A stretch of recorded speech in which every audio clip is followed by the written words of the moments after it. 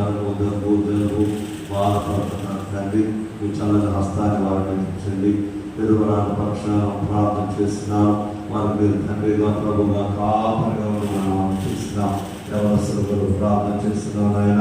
ఎవరి కాలంలోనే ఈ స్వరాన్ని వినడానికి కృప ప్రసాదించండి.